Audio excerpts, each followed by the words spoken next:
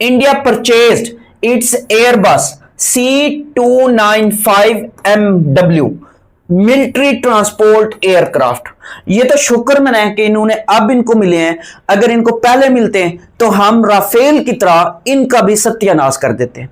अब यहां पे फिर क्वेश्चन क्या बनता है? क्वेश्चन ये बनता है, असल में इन्होंने स्पेन के साथ डील की थी। इन्होंने क्या की थी? स्पेन के साथ डील की थी। कब? सितंबर 2021 में। सितंबर 2021 में इन्होंने डील की थी। इन्होंने कहा था कि हमें 56 चाहिए। हमें कितने चाहिए? हमें 56 रिक्वायर्ड है।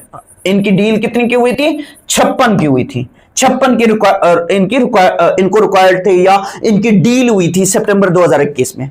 फिर अब होता क्या है? अब होता यह कि उस टाइम इनकी ये डील हो जाती है, लेकिन इन 56 में से 16 जो है 16 C295 ये अब इनको अगस्त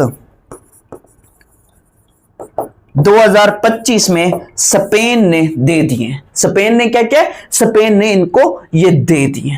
अगर पहले मिल जाते तो इन 16 में से एक भी ना बचता।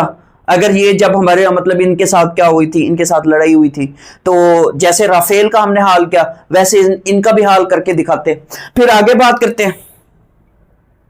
आगे है, Where was the third UN conference on landlocked developing countries held?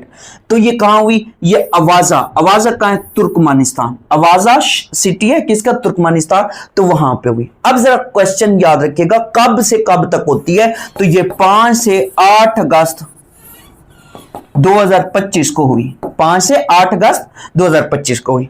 अब इस कॉन्फ्रेंस का मकसद क्या था?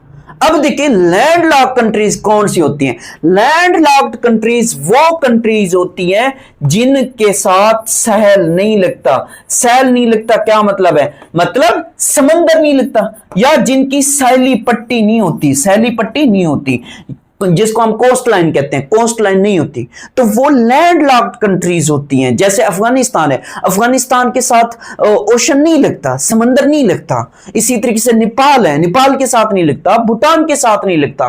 तो असल में इन लैंडलॉक्ड कंट्रीज को फिर जब इनके साथ समंदर नहीं लगता तो इनको तिजारत करने में बड़ी दुश्वारी होती है। इनको तिजारत के साथ साथ दूसरे इनको मतलब अगर बात करें, इनको अगर अपनी डेवलपमेंट के हवाले से कोई चीज चाहिए तो वो भी इनके लिए कॉस्टली होती है।